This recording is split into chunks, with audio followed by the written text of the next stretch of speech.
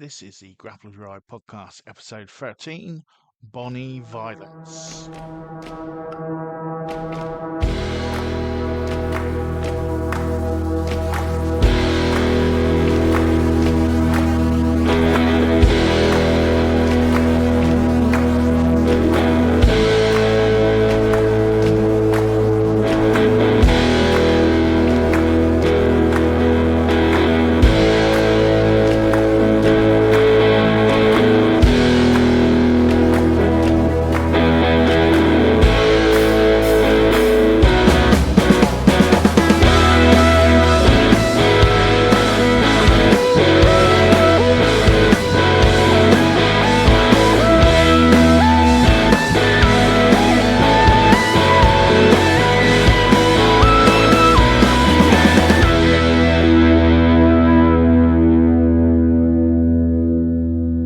Okay, this is the Grappling podcast, episode 13, and my guest today is Bonnie Violence, taking time out of her busy training schedule to join us. So thank you for joining us. That's all right. Thank you for having me. No problem at all. And our first question, as it is for every guest we get on here, it seems nowadays, where did martial arts begin for you? Where did your journey begin? What inspired you? Well, I initially started with Muay Thai. I was the Muay Thai girl. I used to only do Muay Thai and kickboxing every day, just as much as I do jiu-jitsu now. And I really didn't want to do jiu-jitsu at the time because I was living back in Mexico and I was having problems with men generally. And I thought it was a lot of unnecessary touching. So I was like, no, I'm never going to do that in my life. And then COVID came and I had to change cities. And in the new city where I was, there was no Muay Thai teacher or anything. So I thought, okay, I'm just going to try jiu-jitsu for once. And I did it one day and then I did it every single day since. And I've been hooked. So what was it that got you into Muay Thai to begin with then? Was it just a club that was around your area, or was it something you saw and thought, that's what I want to do? Or I liked watching the UFC with my dad, and I really liked watching those women fighting, and they made me feel so incredible that I just wanted to try something. And there was indeed a club very close to my house, and I tried it, and it was the best thing I've done, honestly. what was those sort of initial lessons like? Because watching it is one thing. When the punch and the kicks coming towards you, did it change your opinion? Not really. Since I came from Muay Thai, from being punched in the Yeah. face a lot, it was an easy, like, what do you call it? Switch. Transitions or switch. Yeah. Okay. So how was it then? So if you're going from Muay Thai, you've got all that sort of striking background, and then going into jiu-jitsu, what challenges did you find initially? Because obviously it's a different approach, different technique. What was your initial sort of issues that you found? Well, I couldn't understand anything. Like I was in this club that was only men and me, and I was just getting smashed over and over again. And people kept yelling like, "Pass the guard!" And I was like, "What the hell is a guard?" And I couldn't figure out anything. It took me months, and then I did my first comp, and I won. I won first place, and I couldn't believe it because I've never won anything in my gym. I was only smacked and smashed and smashed. Oh, that's okay. So when did it start? When did you suddenly that one lesson where maybe the pieces were starting to come together, and maybe you caught that hold or that choke or whatever, or even just reversed out of something that you didn't normally get out? When was that moment you thought, actually, yeah, maybe I can do this? I remember it clearly. It was a triangle. And after that, I was like, triangles are going to be my one love forever. And they're not anymore. I've changed them for arm bars and straight ankle locks. But it was just, I locked someone in and even if they moved, I was still stuck there. So I felt safe. And I don't know, it just clicked.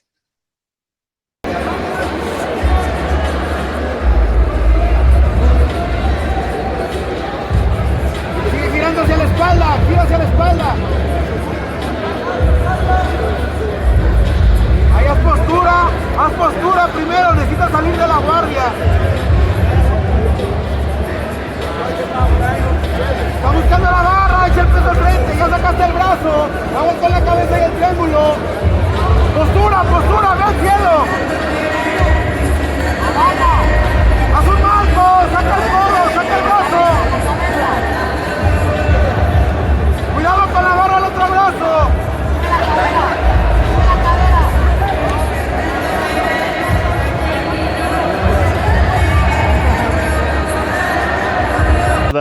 So you've gone from that, then you're getting used to jiu-jitsu. You said you've done your first tournament. What was that like? I think everyone remembers their first. I was terrified at mine, and I was like 30, late 30s.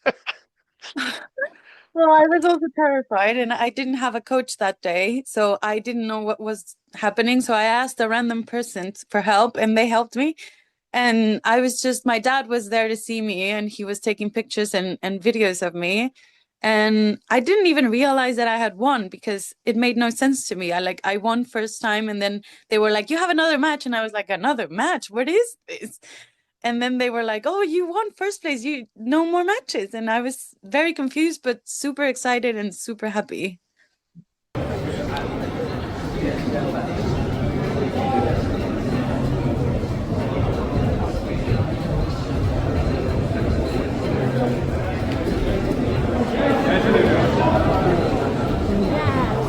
Yes, buddy.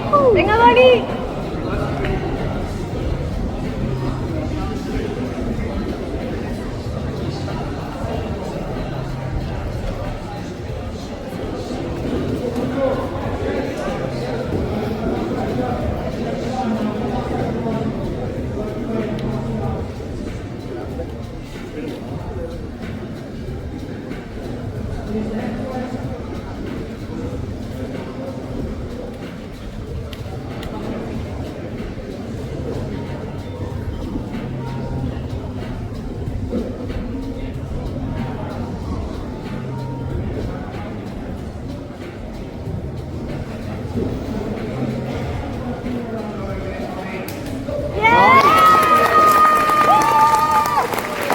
Cool.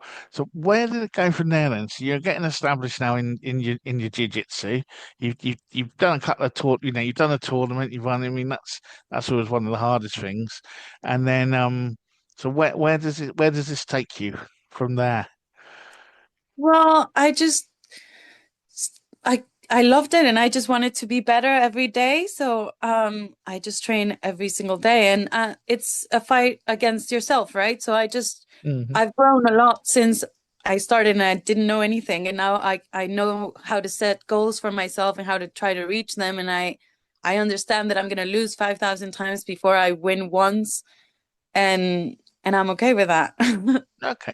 So what sort of goals for someone listening to this thinking, okay, I've done this, I've been doing this a while, or I've just started in this or something. What sort of goals are you setting yourself? What sort of targets do you sort of set out, or how do you do it? Because, different people do it different ways, and someone listening to this might think, oh, that works, that might work for me.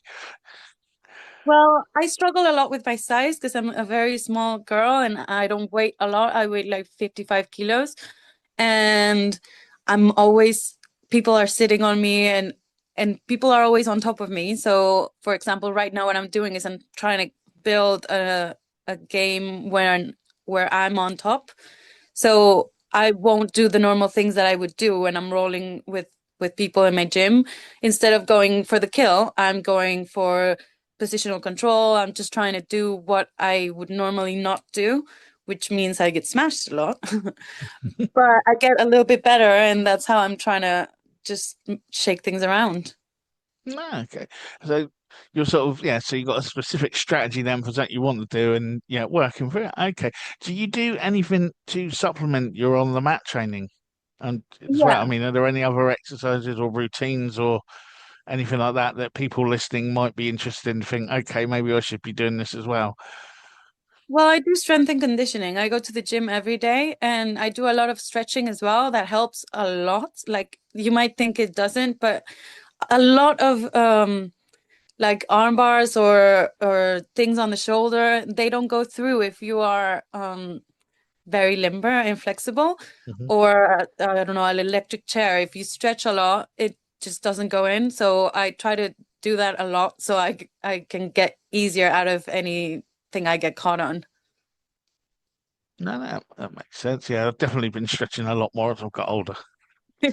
Definitely put a few extra miles on the clock at least.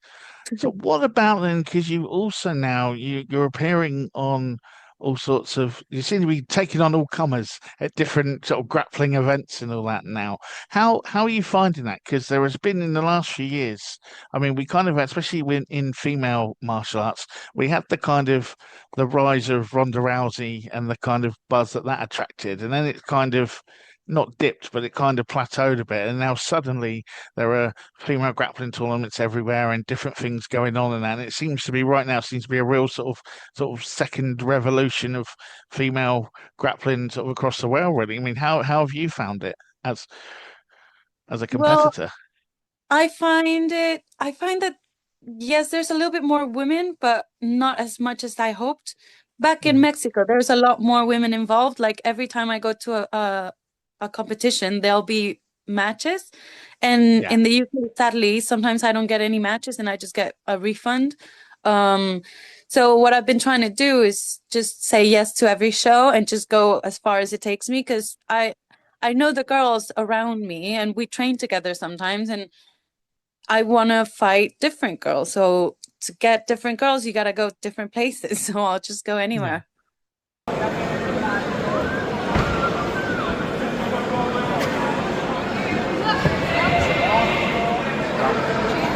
Yeah, she taps.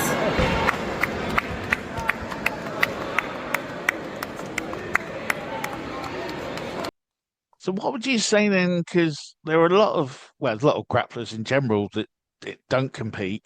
But what would you say, especially then, if there were like female grapplers listening to this who maybe go once or twice a week to their BJJ or their judo or their MMA class or whatever, but they never, they don't, or they're not interested, or they're worried about like the different tournaments or the different competitions. So what would you say to them? Well, it's always very scary. Like, to be honest, I get super spooked before each of my matches, even if I've done more than 20. I'm always super scared. And I think that's just normal. Just being nervous is Hmm. normal, but it's very rewarding whether you win or you lose because you're setting yourself up for a test, really, and you're just measuring up how you do against somebody else, but it doesn't really mean that you're rubbish or anything like that. It's just it gives you so much like fire to try.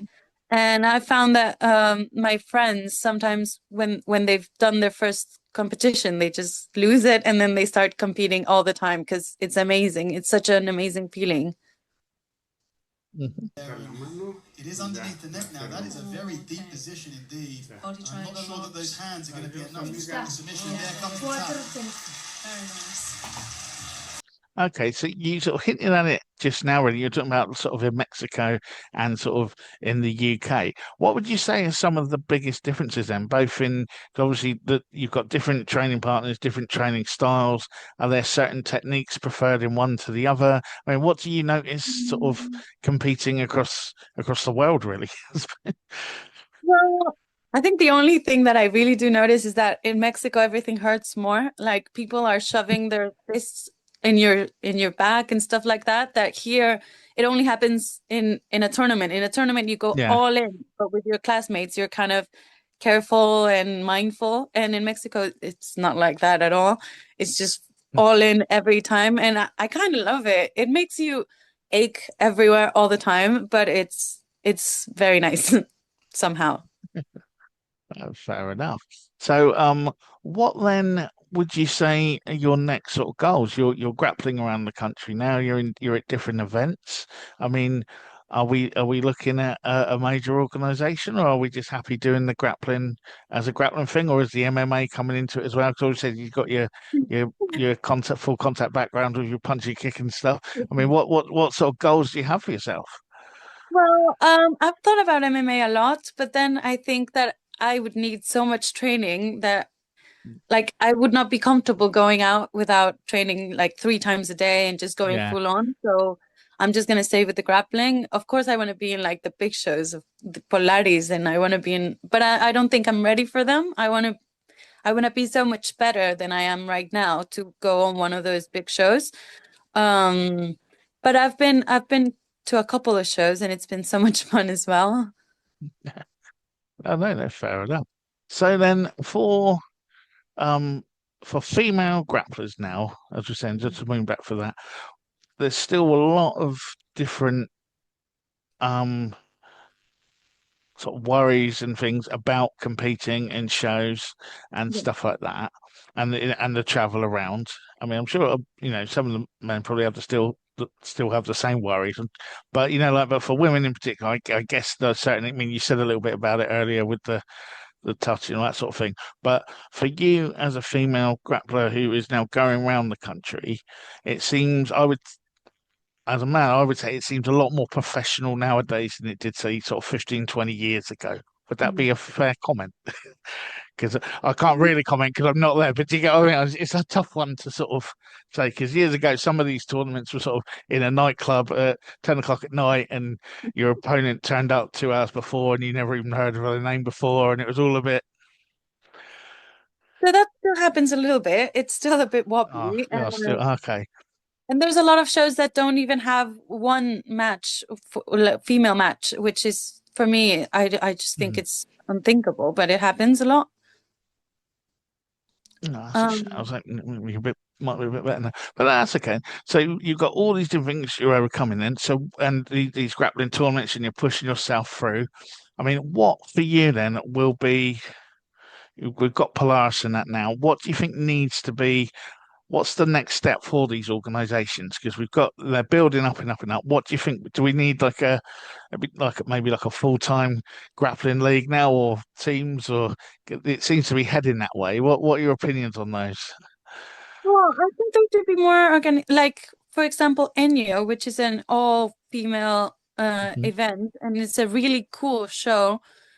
There should be more care into whether like the show or the tournament has female presence because they kind of don't really care. If you don't have a match, they don't try to merge you with anybody else. They just give up on it. Yeah. And I don't think that's fair because they get so many opportunities and they get 5, 6 matches out of each comp, and we get 1 or 2 at the most. Yeah, as someone who's been doing I've done the brackets for various like jiu-jitsu tournaments or smooth comp and like for our gym, it can be a nightmare when someone pulls it because there isn't the depth of field as you say, and it is a big thing. What do you think needs to happen there then? What can clubs do? Maybe what can organizations do to maybe promote the female grappling side more?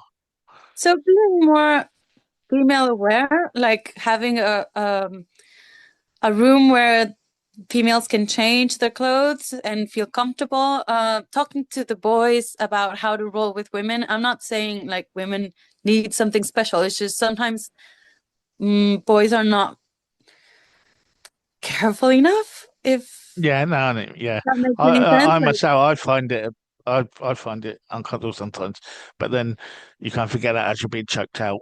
But but it is that kind of thing, and it is awkward. Not that I would do it, but it is that awkwardness sometimes, especially with someone you don't know. If it's someone who's been at your club for ages, you kind of know them, and you get a thing. When if it's someone new comes in, like oh hi, and you don't want to, yeah, yeah, it's just weird, I think, for everyone.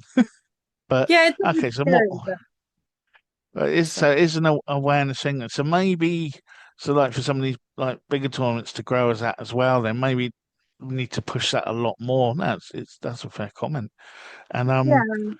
And being welcoming to females at their clubs, because I've also talked to a lot of ladies, and sometimes they're like the comments are not great. They're like, I don't know, maybe the coach was trying to date the girl, or maybe somebody in the mm, club was trying to date the girl, and then it got weird, and now they can't go back to the place. So it's like, don't date in your club, and do not hit on the new girl because that's awful. You're so scared of your first day in a gym where everybody's sweating and touching and it's weird, and then somebody just asks you out immediately, and you're just like, oh, wow, super scared.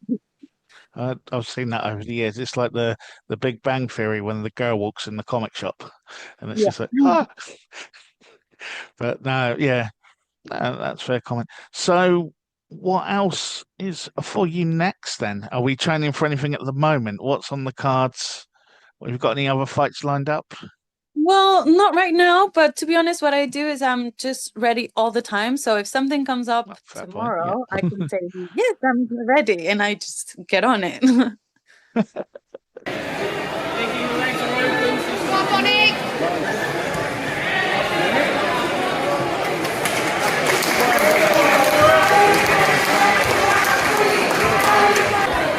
So what sort of things, without giving your game away too much, obviously, what sort of things you're talking about the top game earlier on? Are there any other particular things that you're working on at the moment or trying to get around or perfect? I really like feet. I'm really into the whole leg locking thing. So I'm trying to be better on top while it's very controversial, I guess. Well, not controversial, but like against it, because if you're on top, you're not grabbing the feet, right? Because if you grab the Hmm. feet, people are mostly gonna come up and they're gonna be on top of you. So I'm trying to find something in the middle. No, fair enough. No, there's always something to be discovered. You know what I mean? There'll be something there that someone will find one day, and then everyone will be doing it, and there'll be YouTube videos of it. Be Yes, that person. that is the hope. Yeah, no, definitely, definitely. So, so yes, we've got that. And so, where do you train at the moment? Because obviously, you said at the beginning you're in Mexico, and now you're Mhm. training in England. I feel there's a story there. Well, I moved here. I've been to a couple of clubs, but right now I'm training at Impact MMA here in Salisbury, where I live. Hmm. Um, yeah, it's not much of a story really. No, okay, no, just quite a jump from one bit to the other. But like you said, but at least they're a bit nicer here and not digging their knuckles in. That's That is true. that's true. So, what else then do you hope to achieve when it comes time for to hang up that gi or the rash guard forever? What are you hoping is you've done? Are you looking at maybe moving into the teaching? Are you going to move into like a coaching role, or will it just be a ride off into the sunset? Well, I'm a teacher, but I don't want to be a coach because I love doing jiu-jitsu and I feel like teaching it takes the focus away from it. So Hmm. I kind of just want to keep doing jiu-jitsu. And I know that some people are chasing the belts. I'm not chasing the belts either. I want to feel proud of myself. And that's what I do every day. I just want to be proud of myself and do things that make me like I think of my 13-year-old self and I want Yeah. her to say, wow, that's amazing. So that's what No, I'm that's looking cool. for. Well, I'd say, well, there's a lot of young sort of teenage female grapplers out there looking out at the next sort of female grapplers that are out there now doing it on the scene, of which you are one. And I'm sure there must be that going on already. I mean, what message would you have to those sorts of people, or your 13-year-old self? You know, what message would you have? It's their first couple of weeks. Maybe they're not sure about it. Maybe they've done it a little while and they're getting a bit bored of it. What message would you give to them? Don't quit. Like just do it for yourself. Don't quit. Even on the hard days. If you're feeling lazy, do it lazy. If you're scared, do it scared. You just gotta put the work in and it's gonna pay off.